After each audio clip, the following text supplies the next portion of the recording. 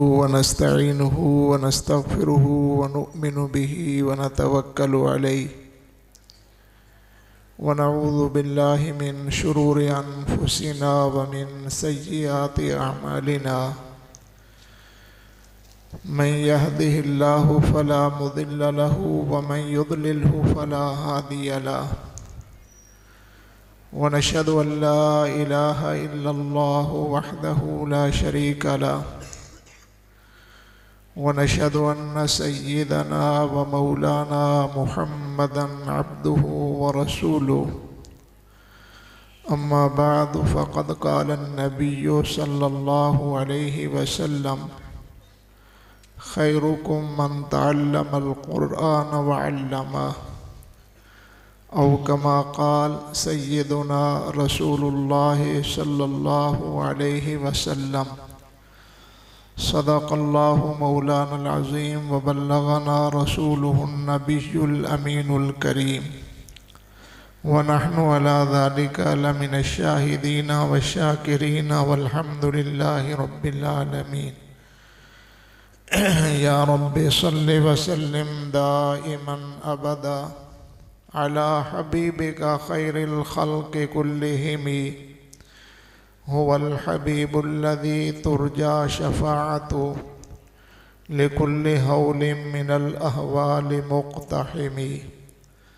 अल्लाहुम्मा सल्लि अला सय्यिदिना व मौलाना मुहम्मदिन नबिय्यिल उम्मी व अला आलिहि व सहबिहि व बारिक व सल्लिम। अल्लाहुम्मा सल्लि अला सय्यिदिना व मौलाना मुहम्मदिन नबिय्यिल उम्मी व अला आलिहि व सहबिहि व बारिक व सल्लिम। अल्लाहुम्मा सल्लि अला सय्यिदिना व मौलाना मुहम्मदिन नबिय्यिल उम्मील हबीब अल अलिय्यिल क़द्रि अल अज़ीमिल जाहि व अला आलिहि व सहबिहि व बारिक व सल्लिम अदद मा अलिमता व मिल्अ मा अलिमता व ज़िनत मा अलिमता। इंतहाई वाजिबुल एहतराम हज़रात उलमाए कराम सामीन ज़ी वक़ार, अल्हम्दुलिल्लाह बयानात बहुत मुफीद आप हज़रात के सामने हो चुके हैं और आप शौक़ से उनको उनकी सिमात भी फरमा चुके हैं। मज़ीद आप हज़रात को बयान के ज़रिए उलझाना मशरूफ़ करना मुनासिब नहीं लगता, वक्त भी काफ़ी हो चुका है, लेकिन चूँकि हुक्म हो चुका है तो तामील इरशाद में ये फ़कीर चंद बातें आपकी खिदमत में अर्ज़ कर देता है। पहली बात तो ये है मेरे दोस्तों कि अल्हम्दुलिल्लाह कि अल्लाह पाक ने हमें ये तौफ़ीक़ बख्शी है कि हम मदरसे से फ़ारिग होने वाले हुफ़ाज़ कराम की खुशी की तकरीब में शामिल हैं। जज़ाकल्लाह। अर्ज़ करने का मकसद ये है मेरे दोस्तों कि हम अपना ये सबूत पेश कर रहे हैं यहाँ आकर बैठकर वक्त देकर कि हमें कुरान और अहले कुरान से मोहब्बत है। ये सबूत है आपकी तरफ से कि आप इस तकरीब में शामिल हुए हैं कि बच्चों ने कुरान हिफ्ज़ किया है, हम उनकी दस्तारबंदी में शामिल हो रहे हैं। कुरान के मुताल्लिक़ बातें होंगी, दीन के मुताल्लिक़ बातें होंगी, तो आप इसलिए यहाँ तशरीफ़ फरमा हैं। इंशाअल्लाह अगर आपने इस इरादे से यहाँ शिरकत की है तो जैसे अभी फरमाया जा रहा था कि आप जब घर लौटेंगे तो खाली नहीं लौटेंगे। यकीनन आप खाली नहीं लौटेंगे कि आप अहले कुरान से मोहब्बत करते हैं कि जिन बच्चों ने कुरान अपने सीने में महफूज किया है आप उनको देखने के लिए आए हैं, इस खुशी में शिरकत करने के लिए आए हैं। ये हर किसी को नसीब नहीं होती। दूसरे नंबर पर इसका मकसद ये भी होता है जहाँ ये मकसद होता है कि हम इनकी हौसला अफजाई कर रहे हैं, अहले मदरसा की भी, मोहतमिम साहब की भी, उनके मुआविनीन की भी, और साथ कुरान हिफ्स करने वाले बच्चों और बच्चियों की हौसला अफजाई कर रहे हैं, वहाँ हमें ये भी इरादा और नीयत करनी चाहिए कि काश मेरे घर से भी कोई हाफिज़ कुरान बने। ये ज़रूरी है भाई, ये इस मजलिस की कदर है कि आप ये इरादा करके उठें कि मैंने भी अपने घर से किसी बच्चे को ज़रूर निकालना है, किसी बच्ची को ज़रूर निकालना है जिससे कुरान हिफ्स कराना है। करने कराने वाली ज़ात अल्लाह की है, आपके ज़िम्मे इरादा करना है, आपके ज़िम्मे कोशिश करना है। लेकिन जो बंदा नेकी की कोशिश करता है, अल्लाह पाक उसकी कोशिश को रायगा नहीं फरमाते। आपका कुछ नहीं जाएगा, आप सिद्ध के दिल से, समीमे कल्ब से ये नियत फरमाएं कि भाई मेरे घर भी हाफिज़ हो, मेरे घर में भी हाफिज़ा मौजूद हो। ये अगर आप करेंगे, ऐसे मौके पे आप करेंगे तो कोई बड़ी बात नहीं है। वो दिन दूर नहीं है कि आप अपने बच्चे के सर पर भी ये पगड़ी देखेंगे किसी दिन। इसलिए ये इरादा हर एक का होना चाहिए। तीसरी बात, ये फ़कीर आपकी खिदमत में अर्ज़ करता है कि हमारा कुरान पाक के साथ ताल्लुक़ क्या होना चाहिए। कुरान हमसे तकाज़ा क्या करता है? कुरान हमसे ये तकाज़ा करता है कि फ़क़रऊ मा तयस्सर मिनल कुरान। ये कुरान का तकाज़ा है। अल्लाह फरमाते हैं जितना तुमसे हो सकता है आसानी के साथ पढ़ो कुरान को। पढ़ना ज़रूर है, थोड़ा पढ़ो, ज़्यादा पढ़ो, ज़्यादा की हिम्मत है ज़्यादा पढ़ो, थोड़ा की हिम्मत पढ़ो, मा तयस्सर।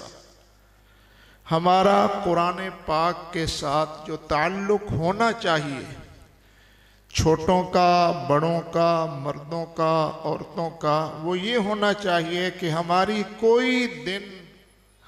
कोई दिन ज़िंदगी का ऐसा नहीं होना चाहिए कि जिसमें हम कुरान पाक को पढ़ें। ये तकाज़ा है कुरान का हमसे। अल्लाह पाक फरमाते हैं, पीछे आ रहा है, इन्ना रब्बका यअलमु अन्नका तक़ूमु अदना मिन सुलुसैल लैली व निस्फहु व सुलुसहु व ताइफतुम मिनल्लज़ीना मअक। मुझे पता है, अल्लाह फरमाते हैं, आपका उठना रात को कभी किसी वक़्त कभी किसी वक़्त, और आपके साथ एक जमात का उठना, आलिमान सयकूनु मिनकुम मर्ज़ा। मुझे ये भी पता है, अल्लाह को ये भी पता है तुम में मरीज़ भी हैं, कोई सफ़र पे भी जाने वाले हैं, कोई मुआश करने वाले भी हैं। इन सारी चीज़ों के पेश नज़र अल्लाह पाक फरमाते हैं फ़क़रऊ मा तयस्सर मिनल कुरान। तुम्हारे ऊपर पाबंदी नहीं है कि इतना पढ़ो, लेकिन ये है कि पढ़ो सही कुरान पाक। तो आज से हमने ये इरादा करना है कि मेरे घर में कुरान पाक की तिलावत ज़रूर हुआ करेगी। मैं करूँगा अगर कर सकता हूँ, मेरी बीवी कर सकती है वो करेगी, मेरी बच्ची कर सकती है वो करेगी, बच्चा कर सकता है वो करेगा। असल हमारी तालीम ये है, हमारी असल तालीम जो आमना के लाल ने हमें दी है, और हमारी हिदायत के लिए, हमारी निजात और फलाह के लिए जो चीज़ आई है वो ये है मेरे दोस्तों। जिस एहतमाम के साथ आज हम अपने बच्चों को स्कूल के लिए तैयार करके भेजते हैं, अगर उसमें से 10वां एहतमाम आप यहाँ के लिए कर लें तो हमारा माहौल ही बदल जाएगा, और माहौल में खैर व बरकत पैदा होगी, माहौल में संजीदगी आएगी, झगड़े ख़त्म हो जाएंगे, बेबरकती ख़त्म हो जाएगी। पता नहीं क्या कुछ अल्लाह पाक इस कुरान पाक की तुफ़ैल हमें अता फरमा देंगे। तो ये ज़रूरी है कि हम कुरान पढ़ें। फ़क़रऊ मा तयस्सर मिनल कुरान, कुरान का तकाज़ा है। चौथी बात या तीसरी बात यह है कि कुरान पढ़ना है तो कुरान पढ़ना भी सही है, सही कुरान पढ़ें। क्योंकि आपको मालूम है कि किसी ज़ुबान को भी गलत पढ़ना वो कुछ का कुछ बन जाता है। कोई लफ्ज़ भी गलत हो, इंग्लिश का गलत हो, पठानगी का गलत हो, सराइकी का गलत हो, कुछ का कुछ बन जाता है। और ये तो फिर माशाल्लाह कुरान पाक है, ये तो आसमानी किताब है, इसमें तो ज़बर ज़ेर जज़्म की, ऊंच नीच की कतन कोई गुंजाइश नहीं है। इसलिए मेरे दोस्तों, कुरान को सीख के पढ़ो, सही तरीके से पढ़ो। अगर सही तरीके से कुरान ना पढ़ा गया तो बजाय सवाब के गुनाह होगा। तो ये उलमा का काम है, ये कुर्रा का काम है। इस फ़न के माहिर हज़रत कारी यामीन गौहर साहब दामत बरकातुहु मौलालिया, एक फैज़ है इनका, एक कोशिश है, एक काविश है। कुरान को सीख के पढ़ो। हर आदमी अपने महल्ले के इमाम के साथ ये राब्ता रखे कि हज़रत साहब मुझे कुछ ना कुछ कुरान सिखा दो, सुना दो, सही तरीके से पढ़ा दो। फिर आपको मालूम है कि हमें कितना कुरान आना चाहिए, कितना एक कुरान आना चाहिए। वो तो कुरान के बारे में तो फिर आपको मालूम है कि अगर हम ये कहते हैं कि हम हुजूर सल्लल्लाहु अलैहि वसल्लम की सुन्नतों के मुताबिक ज़िंदगी गुजारें, तो आपकी सुन्नत नमाज में क्या है? गौर करने की बात है कि हुजूर अलैहिस्सलातु वस्सलाम जिस वक़्त नमाज पढ़ते थे, कितना उसमें कुरान पढ़ते थे, कई कई पारे पढ़ लेते थे। सल्लू कमा रअयतुमूनी उसल्ली, तुम ऐसे नमाज पढ़ो जैसे मुझे नमाज पढ़ता तुम देखते हो। तो हुजूर अलैहिस्सलातु वस्सलाम की तो मिक़दार बहुत ज़्यादा थी।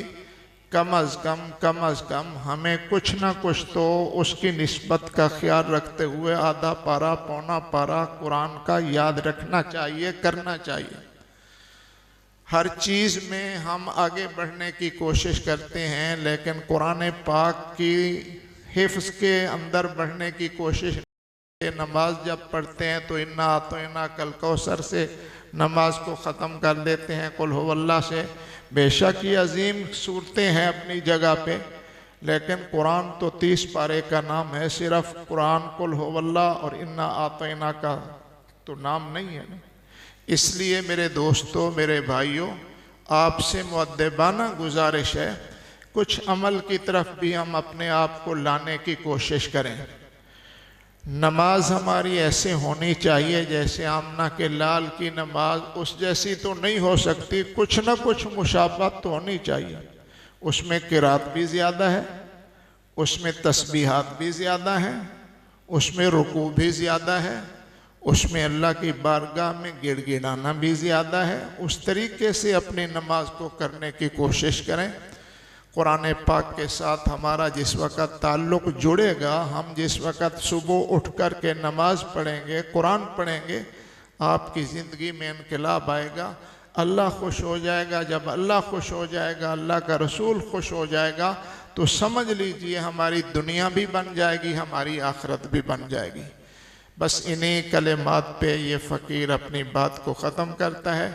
मैं भी इसी तरीके से आप सब हजरात का शुक्रगुज़ार भी हूँ कि आपने थोड़ा वक्त दिया, मैंने आपके सामने कुछ बात अर्ज़ कर दी दीन की। अल्लाह कबूल फरमाए मेरा कहना और आपका सुनना। और मैं हज़रत कारी साहब को मुबारकबाद पेश करता हूँ कि जिन्होंने शब व रोज़ मेहनत करके इतना माल हमें अता फरमाया है कि कुरान पाक इतने बच्चों के सीनों में उनकी मेहनत से मुंतकिल हुआ है। हर काम की मेहनत है और उस मेहनत को देखा जाता है, लेकिन इस मेहनत को भी देखा जाए कि ये लोग किस अंदाज के साथ मेहनत करते हैं। ये जो खुशी है ये ऐन मुताबिक है कुरान पाक के, क्योंकि कुरान ये कहता है कुल बिफ़ज़लिल्लाहि व बिरहमतिही फ़बिज़ालिका फ़लयफ़रहू।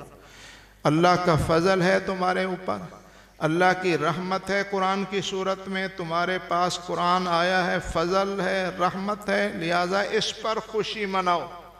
और अगला जुमला बहुत अहम है। अल्लाह फरमाते हैं कि असल खुशी की चीज़ ये है, हुवा खैरुम मिम्मा यजमाऊन। ये जो कुरान जिसके पास है, दुनिया चाहे जितना सोना जमा कर ले, चांदी जमा कर ले, जवाहरात जमा कर ले, चाहे जितने ओहदे अपने पास कर ले, उन तमाम चीज़ों से जो अल्लाह फरमाते हैं बेहतर चीज़ है वो कुरान।